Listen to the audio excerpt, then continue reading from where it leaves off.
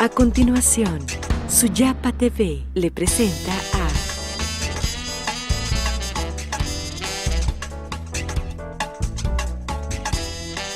Carlos Ramos en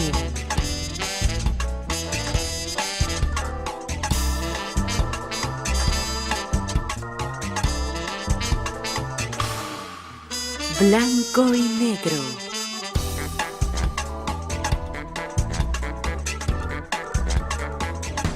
Hola, les saluda Carlos Ramos, bienvenidos a un programa más de En Blanco y Negro. Este día vamos a tener una amena conversación con una persona pionera del periodismo.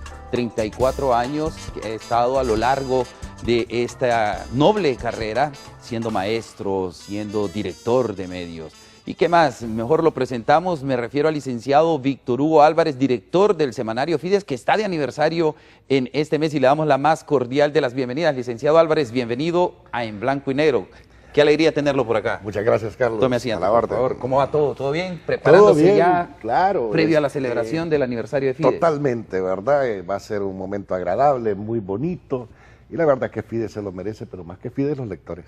Claro. Los fieles lectores que a través de estos 58 años han estado siempre con Fides. Bueno, hay que aclarar que los 58 años son del Fides y no propiamente del licenciado Álvarez. No, claro, por supuesto.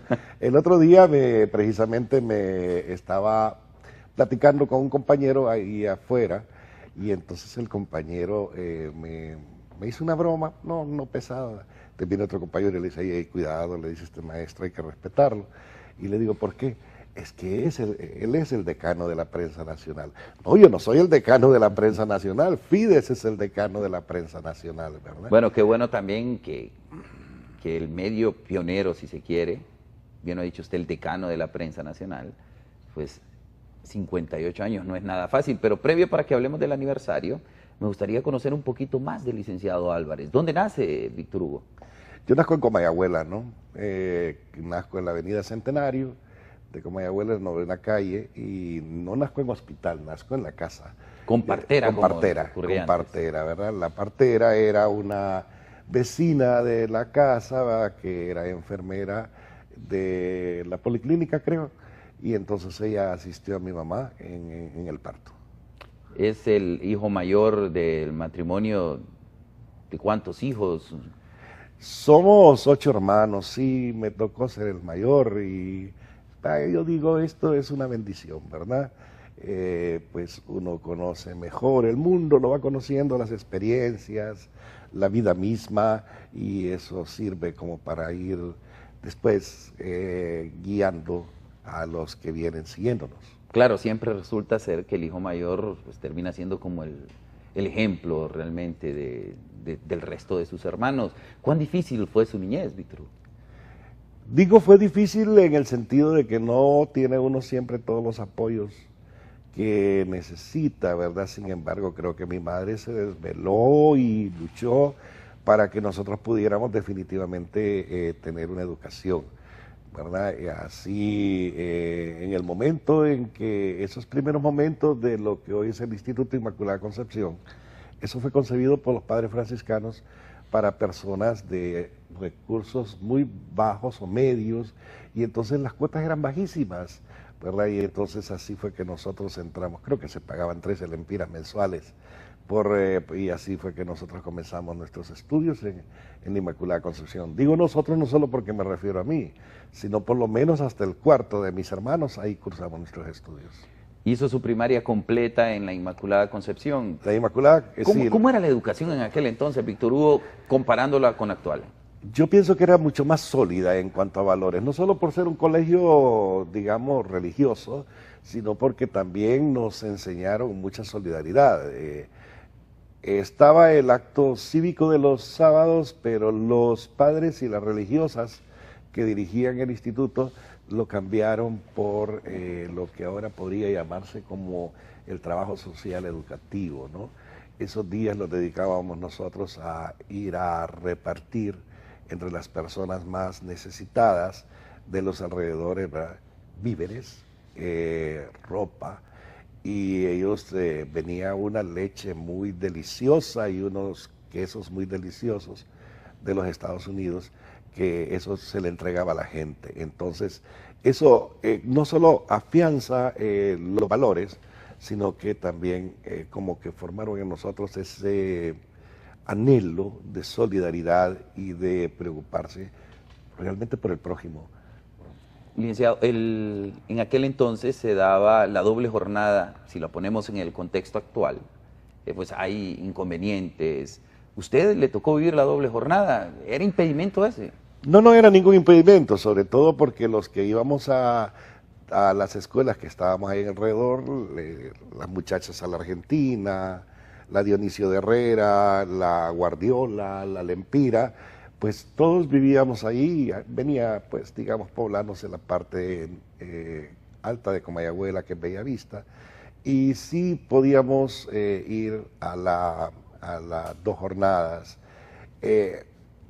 Había una tranquilidad, uno caminaba sin ningún peligro por las calles. Es más, ¿verdad? La policía, ¿verdad?, le daba preferencia a uno que iba, ¿cómo se llama?, con su bolsón, ¿verdad? Y uno podía pasar la calle porque ellos detenían los carros para que pasáramos los niños. Hoy eso como que está muy lejos. Bastante lejano eso, ya la seguridad, y es propiamente donde va mi siguiente pregunta. La seguridad que se vive hoy día en nuestro país es lamentable, de hecho somos el segundo país más violento de Latinoamérica. ¿Cómo era la Comayagüela donde usted creció? Una ciudad alegre. Comayagüela era una ciudad alegre, una ciudad muy tranquila y un vecindario muy, pero muy solidario. O sea, que hubiese un muerto porque alguien matara a alguien, ¿va?, eso era un escándalo que salía hasta en los periódicos, ¿va? Salía el escándalo de que mataron a alguien, ¿verdad? Pero eso era muy esporádico. Pero, por ejemplo, en enfermedad, en muerte, los vecinos se unían para ir a ayudar al doliente, ¿verdad? Que las famosas patonas, las semitas, el café, ¿verdad? Era algo muy solidario y la gente estaba ahí en los velorios acompañando a la familia. Igual cuando había enfermos, ¿verdad?, y se ayudaba. Si la persona no tenía el recurso para ir al médico, entonces se le brindaba el recurso, entre toda la comunidad se le brindaba el recurso, ¿verdad? Y uno podía jugar hasta en las calles. Eran potras y media las que nos armábamos, ¿verdad? ¿Fue buen jugador de fútbol usted, Víctor? Sí, yo digo que sí, ¿verdad? Pero bueno, ahora quién sabe, ¿verdad? Pero en aquel momento sí me gustó mucho el fútbol, pero más mi pasión fue el básquetbol. El básquetbol, bueno, un deportista siempre. Sí. ¿Qué tan buen estudiante fue? ¿Fue de esos estudiantes promedios o de excelencia? ¿O de esos estudiantes que quizás era por enamorarse de la compañerita? ¿Fue enamorado también? Yo digo que sí.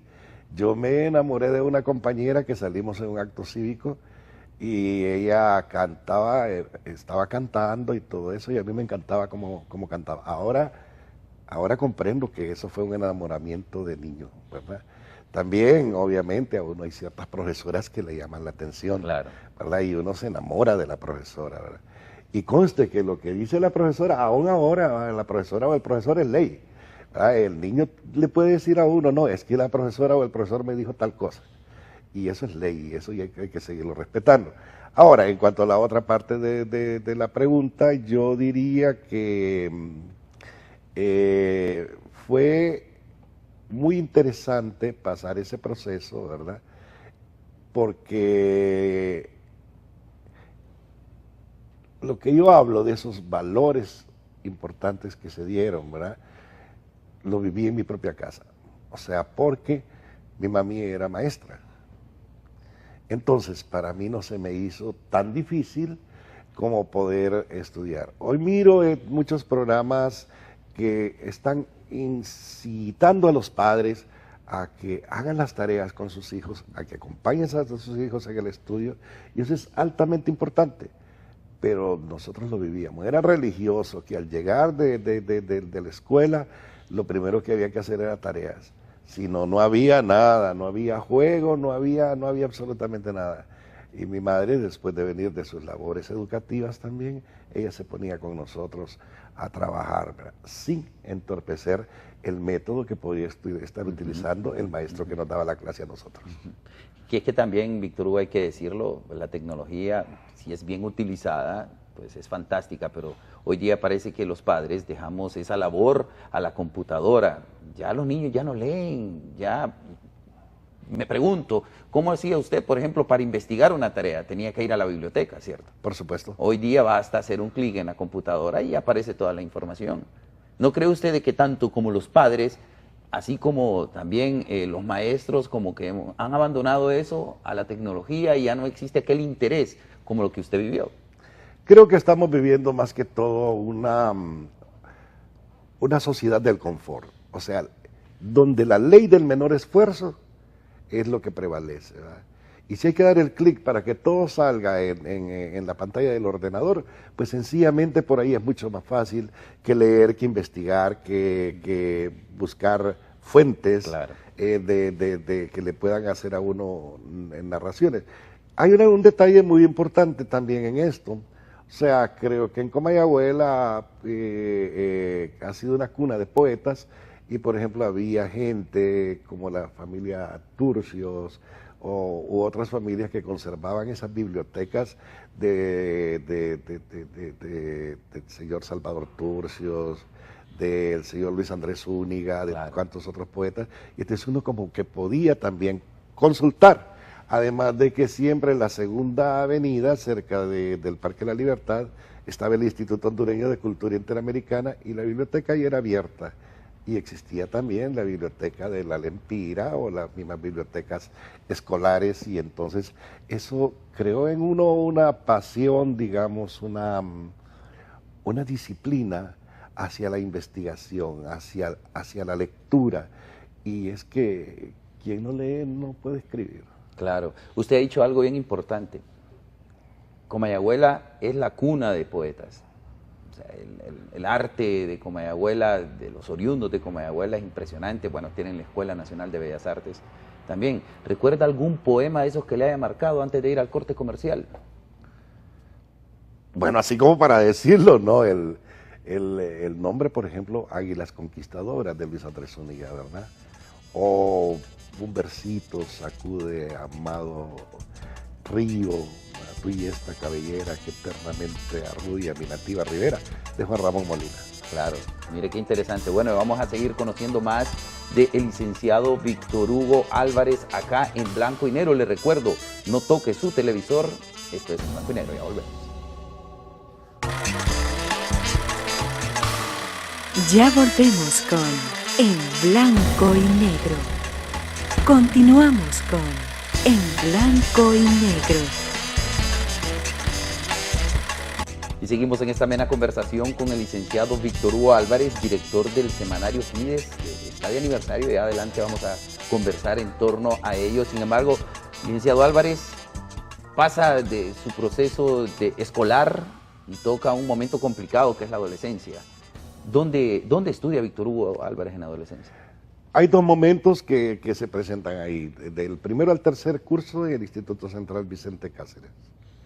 Luego se produce una huelga grande de maestros, pero grande, creo que fue en el año 70 y algo, ¿verdad?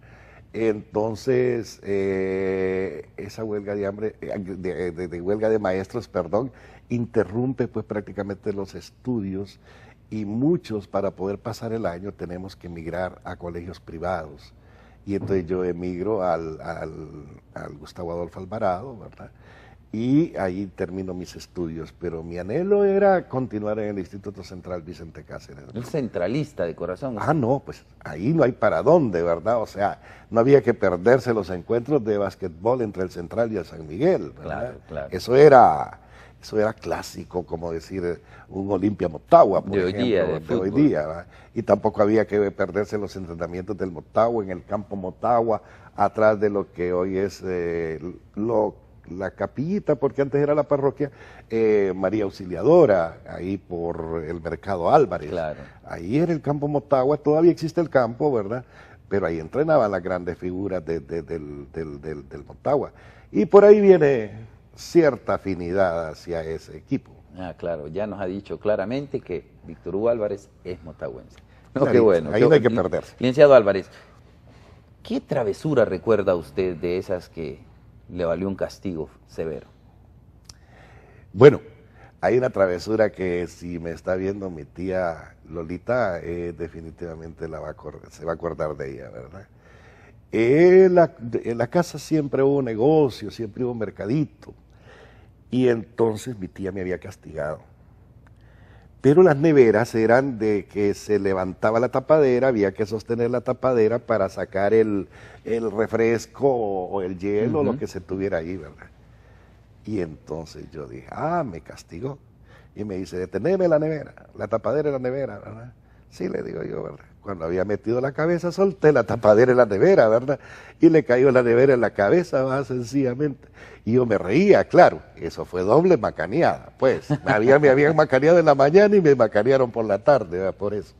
Esa fue de las que más Es recuerdo. una travesura de las que más recuerdo. En la casa había un segundo piso también y éramos intrépidos, o sea, caminábamos por el pasamanos del segundo piso y hacíamos competencia quién se tiraba de allá hacia abajo. No sé cómo no nos quebramos, no lo sé. Llega al colegio y empieza a cambiar su formación, porque hay que decirlo, tuvo una formación siempre de la mano de la iglesia, si se quiere, de esa formación de la iglesia. Llega al colegio y siempre continúa en movimientos juveniles de la parroquia. No.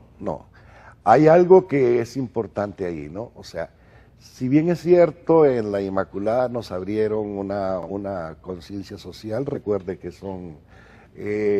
teníamos formadores franciscanos y la parroquia sigue siendo franciscana. Claro.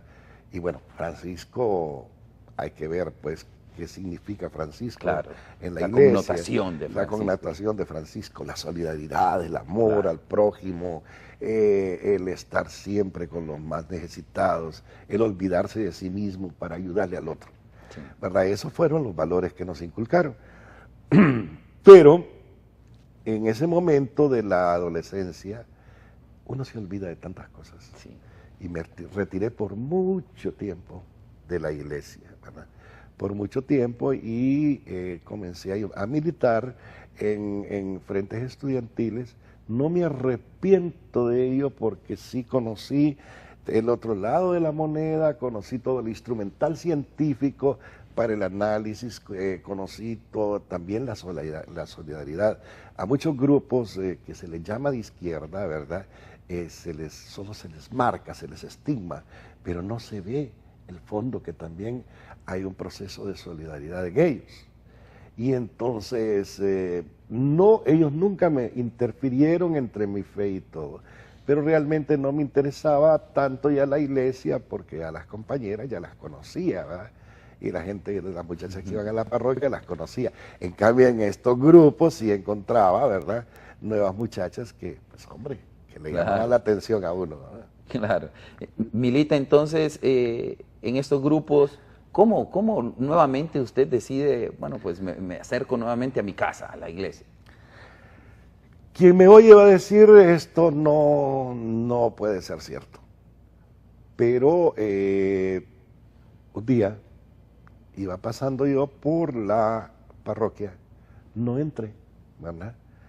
Y escuché hacia afuera, ¿verdad?, que el párroco en entonces, el ahora obispo emérito de Comayagua, Monseñor Geraldo Escarpone, invitaba a los jóvenes de la parroquia a participar, ¿verdad? Lo escuché, seguí caminando, ¿verdad?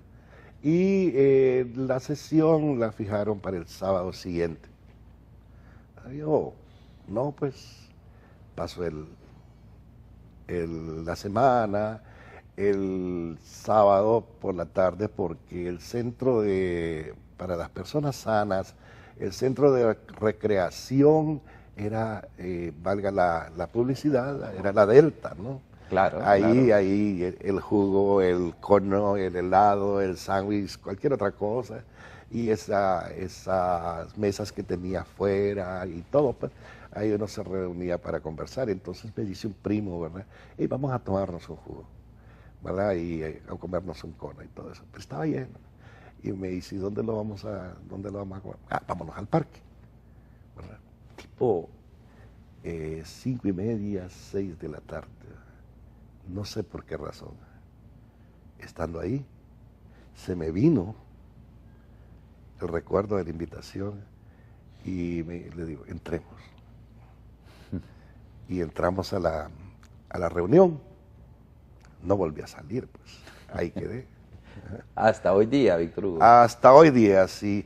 O sea, es un miembro muy activo, nos consta, es un miembro muy activo de esta parroquia, bueno, además de que es un fiel devoto de la Inmaculada Concepción de María. Y de Francisco de Asís. Francisco de Asís, por supuesto, por supuesto. Llega entonces, Víctor Hugo, esa situación, pero en eso está mezclando sus estudios también. Por supuesto. Pero, ¿qué pasa en el grupo juvenil? Nosotros recibimos una ayuda de mucho de lo que era en aquel momento la Acción Católica Universitaria, ¿verdad? Ya estamos saliendo de la secundaria prácticamente, ¿verdad? Y con la gente de la ACU comenzamos a tener otra perspectiva, otros momentos, ¿verdad? Y así ingresamos a la universidad y vimos que no había ningún divorcio entre pertenecer a un grupo juvenil de la iglesia, ¿verdad? Y tener una actividad, no solo académica, sino también militante en grupos de la Universidad Nacional, ¿verdad?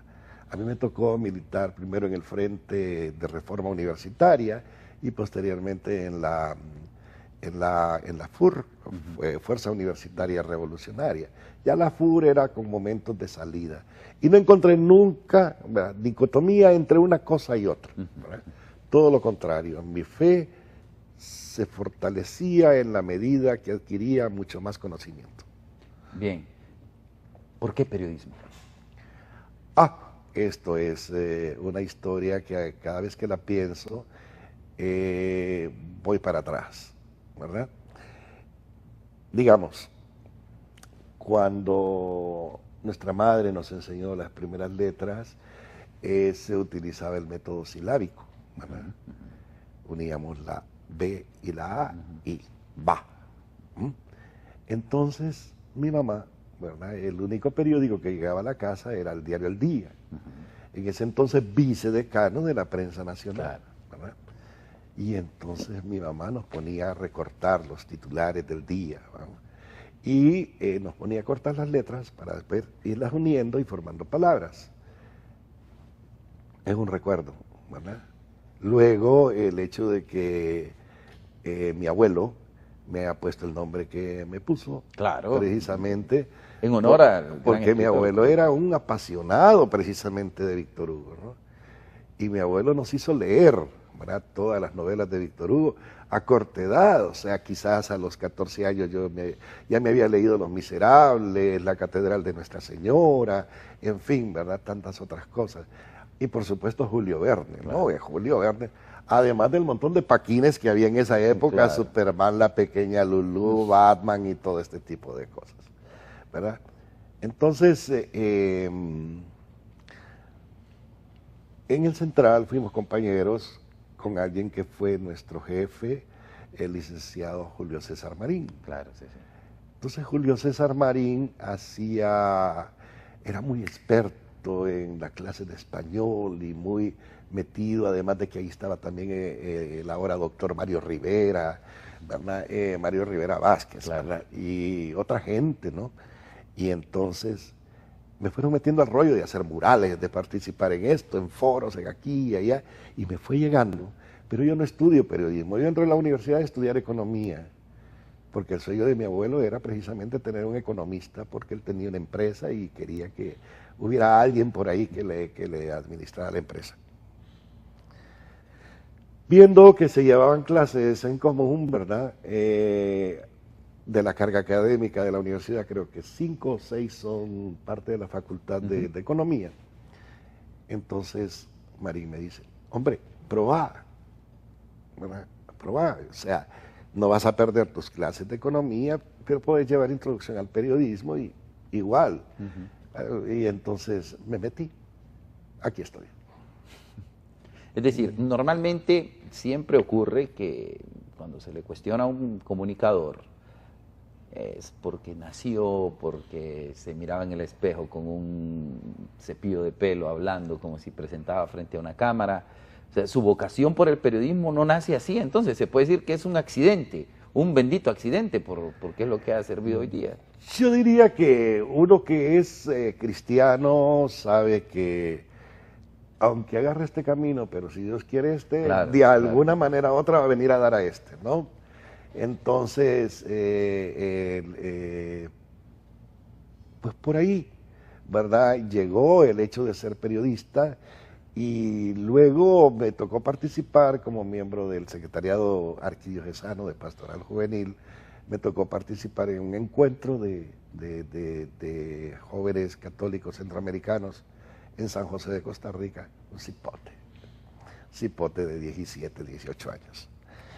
Y entonces, estando en Costa Rica, sabiendo que yo estudiaba periodismo, me dan la pequeña obligación, ¿verdad?, de hacer el boletín a nivel centroamericano. Vea usted. Trabajo. No sabía por dónde empezar. Y entonces, aquel entonces ya Juan Ramón Durán andaba en niveles bastante altos dentro de la escuela de periodismo, había otra gente que iba bastante adelante que nosotros, ¿verdad?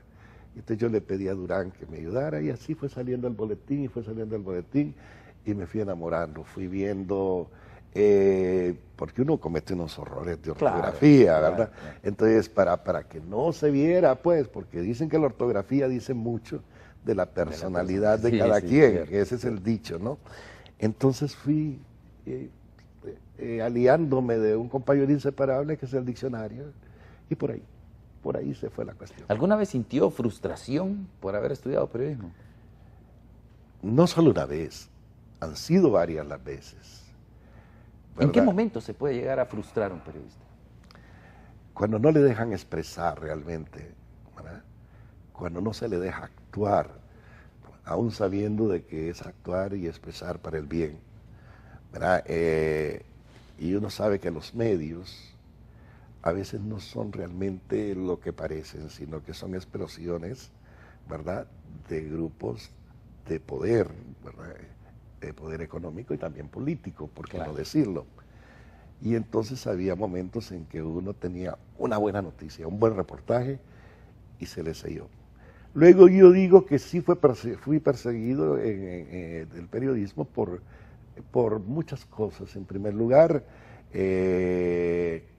comenzaba a trabajar en un medio, 15 días después estaba afuera, por un hecho que no tuve que ver, sí participé, pero no era yo el artífice.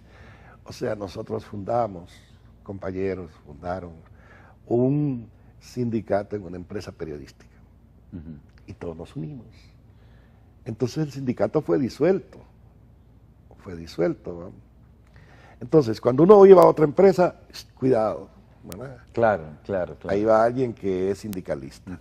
Entonces, todo eso. Creo que así estuve, ese fue un momento muy duro, muy frustrante, muy doloroso, porque acostumbrado como estaba a ejercer el diarismo, pues no se me dejaba trabajar, ¿no? Y luego también ciertos momentos en que uno tiene miedo, por ejemplo, en esos momentos duros de que se vivieron en Centroamérica en el decenio de los 80, ¿verdad? Por ahí apareció una lista, ¿verdad?, en donde estaba incluso el actual señor cardenal, ¿verdad? Y entonces una lista de personas que íbamos a ser asesinadas por los cuerpos de seguridad del Estado. Me interesa que ahondemos más en ese tema, considerando de que muchas veces se cree de que el periodista pues lleva una vida relajada, de oficina. Sin embargo, la realidad es otra, pero ¿le parece si lo comentamos después de la pausa comercial? Ya volvemos en esta conversación con Víctor Hugo Álvarez. Ya volvemos con En Blanco y Negro. Continuamos con En Blanco y Negro. Gracias por continuar con nosotros en este programa de En Blanco y Negro, conversando con el licenciado Víctor Hugo Álvarez. Antes de ir a la pausa, usted nos hablaba de esa lista en la década de los 80, que fue una terrible década la que se vivió acá. Un tiempo donde hubo mucho desaparecido e incluso hoy día no se sabe de algunas cosas que ocurrieron ahí todavía. pero usted formaba parte de una lista en donde podía ser asesinado. Sí. ¿Cómo vivió ese momento, Víctor Hugo? Si hubiera estado a los 17 años, eso hubiera sido heroico, pero ya para ese momento contaba con unos 23 años y fue lleno de angustia. Fue un impacto tremendo para mi familia. Si no le voy a negar que seguían a los miembros de mi familia también, ¿no? Lo seguían. ¿Qué es lo que pasa? ¿Cómo sucede eso? Lo digo brevemente, ¿no? Secuestran el avión de Sasa, ¿verdad? Que venía de Costa Rica, y ahí venían connotados periodistas en ese momento como Mayra Navarro, como Adolfo Hernández y otra serie de personas que venían en ese avión. Lo secuestran, el avión aterriza en Toncontín y lo ponen a un lado. Y entonces el director de la tribuna me dice, le toca a usted cubrir eso. Pero luego me revelan a eso de las 2 de la tarde, va Francisco Valeriano Girón, ¿verdad? Un maestro del periodismo también, ¿cómo se llama? A cubrir, ¿verdad? Y yo comienzo a redactar los acontecimientos de la mañana. Estando ahí, ¿verdad? Redactando, entra don Adán Elvir Flores, director de la tribuna, y me dice, óigame, ya lo involucraron. Y le digo, ¿en qué? ¿Verdad? Y me dice, oiga, y están dando la lista de las personas que íbamos a ser asesinados por los cuerpos de seguridad y que, entre otras demandas, los señores del grupo Cinchonero que había secuestrado el avión, ¿verdad?, exigían garantía para nuestras vidas. La lista es altamente heterogénea, ¿no? Había gente como don Manuel Gamero, director de Diario Tiempo, Carlos Flores, el señor Cardenal ahora, ¿verdad? Una serie de personalidades, Víctor Mesa, y todo eso. Y el número 17, Víctor Hugo. Recuerda muy bien. Ya lo recuerdo, se me quedó grabado, ¿verdad? Y entonces lo recuerdo, ¿verdad? Y yo me empiezo a preguntar por qué, y lo primero que llamo es a la casa y le digo a mi hermano, apaga el radio. Y me dice, ya es muy tarde. Ya habían escuchado. Ya habían escuchado. Eso fue una conmoción, una angustia y todo este tipo de cuestiones. Creo que eso fue más que todo un impacto publicitario, aunque sí hubo momentos de seguimiento y de, digo yo, de acoso. Claro. Pero que, bendito sea Dios, no pasó a más. Pues y esa lista pues todavía existe por ahí, está publicada en La Tribuna, está publicada en los diarios, creo que el Heraldo también, ¿no? Está por ahí en la lista, pues que fue conservada única. Ser periodista, Carlos, no es nada fácil, no es nada bonito. Sí. No se trata de ser, ustedes miran al presentador elegante, hablando y todo eso, pero tras de eso hay todo un mundo, ¿verdad? Un mundo de riesgos y alegrías, de tristezas y de esperanzas. Claro. El periodismo se mueve entre el blanco y lo negro, entre las luces y las sombras, ¿verdad? Sobre todo cuando se tiene esa conciencia social, ¿verdad?, de que nuestro pueblo está pasando por situaciones altamente difíciles, ¿verdad? Ser periodista ahora significa, pareciera que fuese sinónimo de corrupción, ¿verdad? Pero hay que salvar las cosas, ¿verdad? Pudiese haber, yo no me atrevo a decir porque tampoco tengo pruebas en la mano, ¿verdad? Pudiese haber. Hay criterios en los periodistas. Claro. ¿Verdad? Criterios, es difícil la objetividad, porque quien lo escribe es uno. Y algo de la subjetividad se filtra. Sí, ahí no hay para dónde, ¿verdad? Hasta los grandes tratadistas, ¿verdad?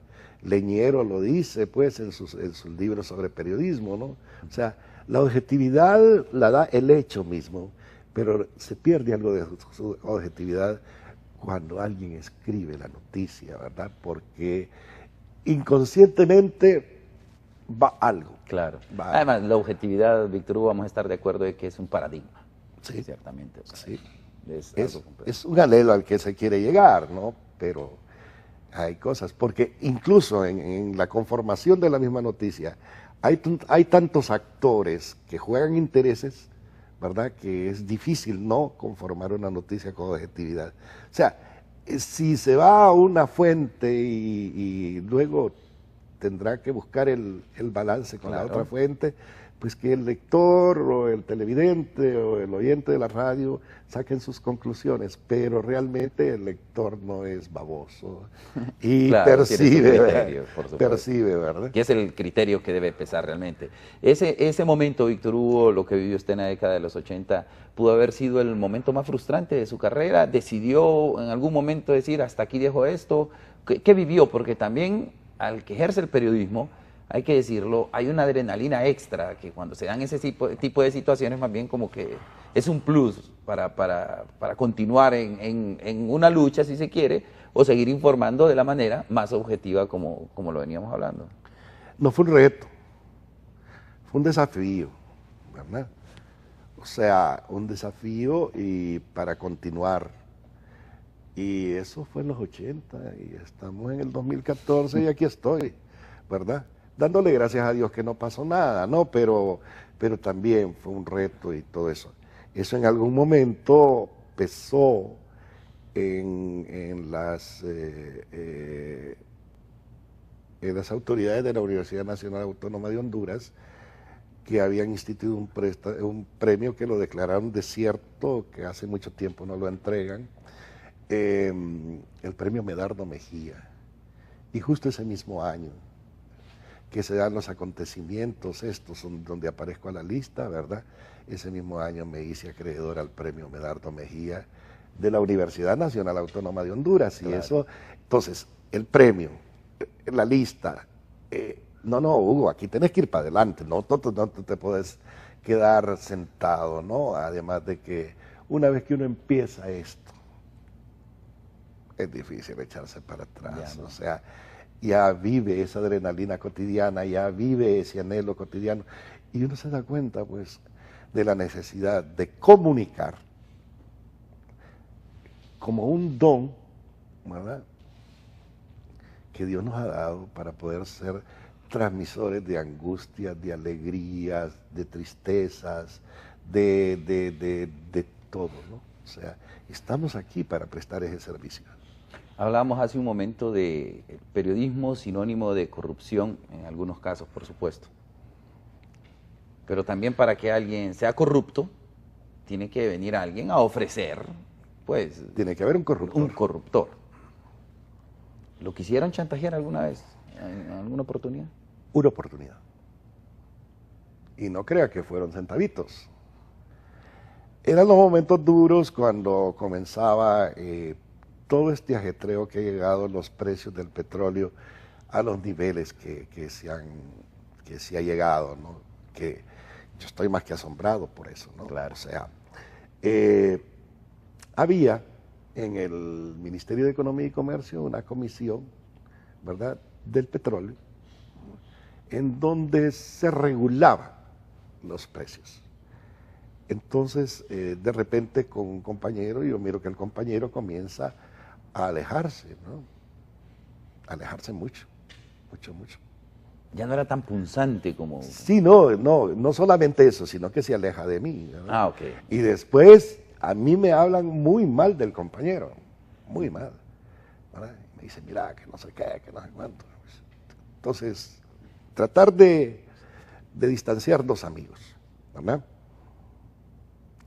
Cuando nos sentamos a platicar, me dice aquel, es que para vos había un cheque de tal y tal cosa, y me lo enseñaron, y al ver eso, yo realmente decidí no seguir siendo tu amigo.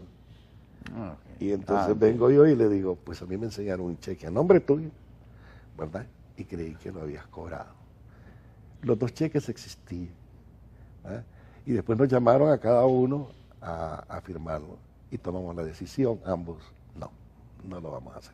Y era, como bien lo decía usted, no era de centavitos. No era de centavitos, era de 6 cifras, ¿verdad? Sí. Algo muy grande, o sea, 6 Pero qué bueno también, Víctor Hugo, que la honestidad prevaleció, ¿no? Porque soy del criterio de que la primera vez que se toma algo, ya se vuelve como un vicio. Y eso es lo que tiene viciado el gremio periodístico, porque hay mucho joven que piensa que el ser periodista es alcanzar sus anhelos económicos como sea, o ser amigo del funcionario, íntimo amigo del funcionario, cosa que yo no comparto, porque creo que debe de existir la cordialidad, sí, pero no esa íntima amistad, porque se pierde la objetividad en torno a ello. Pero también el periodismo le dejó momentos difíciles, momentos en esos que quizás su situación económica no era la mejor, pero que un cheque pudo haber solventado, pero usted dijo no. Pero también creo que le ha dejado momentos felices. ¿Cuál momento recuerda usted que le llenó así de alegría el haber participado en algún acontecimiento? Uy, yo no diría uno en especial. Son varios. Yo diría que he estado presente en los hechos que han marcado en los últimos 20 años la historia de Honduras y la historia centroamericana. Siendo muy joven me tocó cubrir, ser reportero de guerra y cubrir lo más duro en ese momento de la revolución nicaragüense y ver el triunfo de la revolución sandinista, donde estuvimos presentes ahí, Edgardo Benítez como reportero gráfico y yo. Estábamos en ese momento cuando entró la Junta de Reconstrucción de Nicaragua, ¿verdad?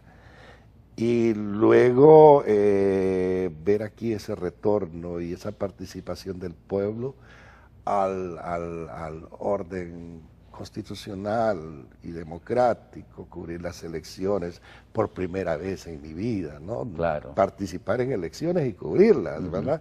En el 80 para la Asamblea Nacional Constituyente y en el 82 para la elección ya de las autoridades que iban a regir la vida democrática del país.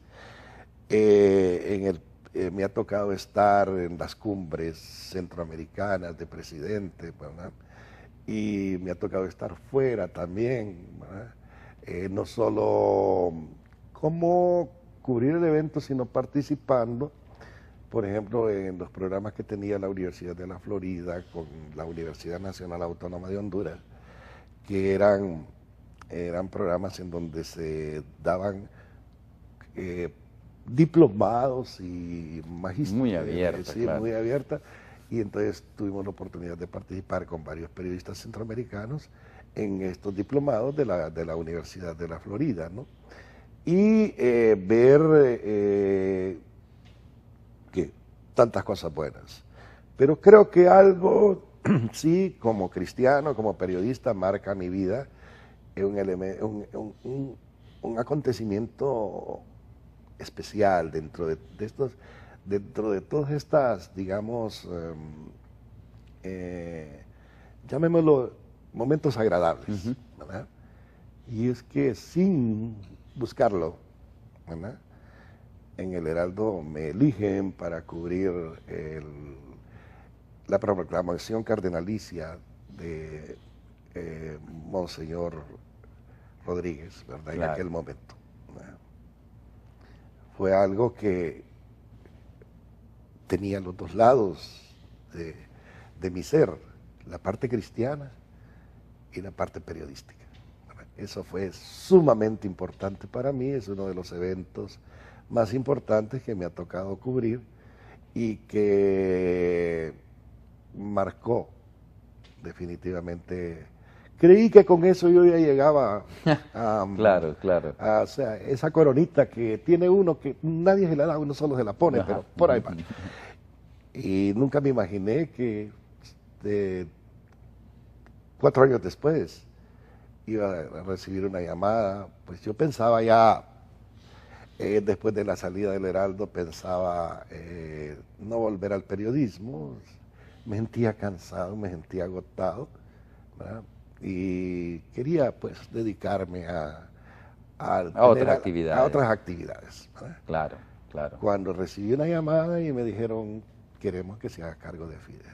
Me parece fantástico que en el próximo segmento, ya en nuestro último segmento, conversemos de eso en el marco del 58 aniversario del decano de la prensa nacional, Fides, que ha sido dirigido por el licenciado Víctor Hugo Álvarez en estos 8 años.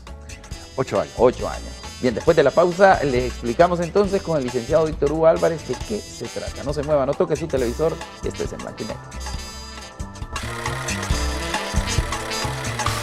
Ya volvemos con En Blanco y Negro. Continuamos con En Blanco y Negro. Bien, continuamos conversando con el licenciado Víctor Hugo Álvarez. ¿Cómo llega el semanario?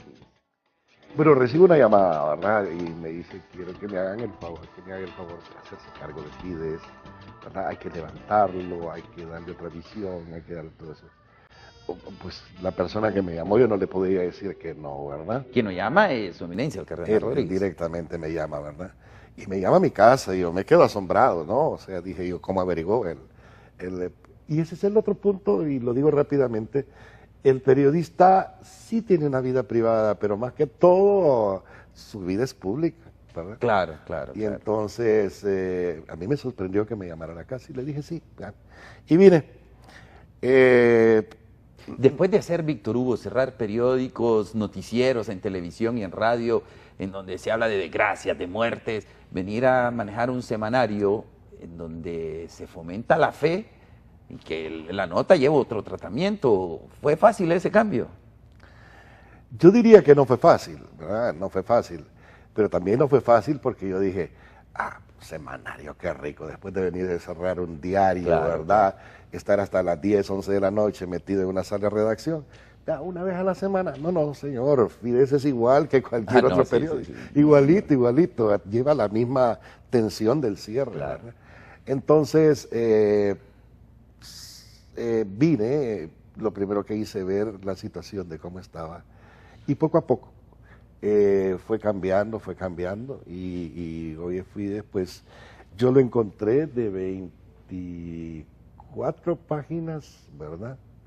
Luego subió a 32 páginas, hoy está en 40 páginas y vamos hacia otros proyectos que claro. Es difícil de tener el avance, pero eso no es obra de Víctor Hugo. Pues claro, ahí también tiene que ver un equipo y la orientación de Dios, pero sobre todo los lectores.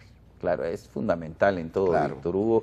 Nos consta realmente, saludamos a todo el equipo de Fides que hace un trabajo impresionante, es bastante angustiante como lo dice Víctor Hugo, pero además de que el periodista que trabaja en los medios de la iglesia pues tiene un plus también, Víctor Hugo, sí. Porque también va de la mano de la fe, creo que hay un poco más de honestidad, hay solidaridad, aunque no sé, pues, como en toda la familia siempre hay agarrones.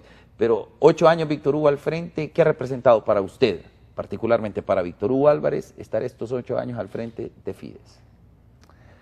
Conocer, en primer lugar, más profundamente esa iglesia viva que hay en Honduras.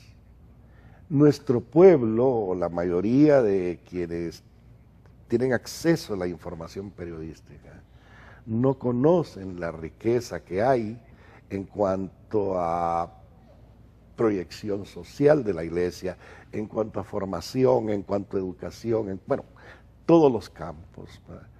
Y reconocer que este pueblo es un pueblo creyente. Eso es bien importante, ese es el primer lugar. En segundo lugar, darse cuenta de que había que ajustar directamente el periódico, volverlo un periódico ajustado a las técnicas del periodismo moderno, claro. ¿verdad? Y la otra gran satisfacción es haber tenido el apoyo, ¿verdad? No solo de los lectores, sino de las personas que han estado a nuestro lado, ¿verdad? Acompañándonos en este proyecto. Eso es fantástico y eso es lo que hace grande el decano de la prensa nacional. Víctor Hugo, le tengo que formular 5 preguntas en blanco y negro para que me las responda brevemente. ¿Qué es el periodismo para usted? Es mi vida. Comayagüela. Una ciudad altamente descuidada, pero que es un tesoro no descubierto. Corrupción. Lo peor que puede sucederle al país, a un periodista y a una persona. El semanario Fides. Algo distinto, algo que trae paz, esperanza, fomenta el diálogo, fomenta el bien común. Su Santidad Francisco. Excelente, ¿verdad? Un hombre que necesitaba la iglesia, que necesitaba la humanidad y que va a hacer historia dentro de la iglesia contemporánea. Sus últimas palabras, Víctor Hugo, para despedir en blanco y negro. Agradecer esta entrevista, ¿verdad? Sobre todo que se enmarca dentro del aniversario del semanario Fides, pero que también hay que recordar que el 25 de mayo es el Día del Periodista Hondureño, y desearle a usted, a los que trabajan en Notifides, a todos mis compañeros y a todos los periodistas de Honduras que sigamos por esta línea recta de solidaridad con nuestro pueblo, pero también exigir justicia para aquellos compañeros que han sido asesinados. Bien, agradecemos al licenciado Víctor Hugo Álvarez. Antes de despedirme, quiero decirles a ustedes de que hay tanto que conversar con el licenciado Álvarez.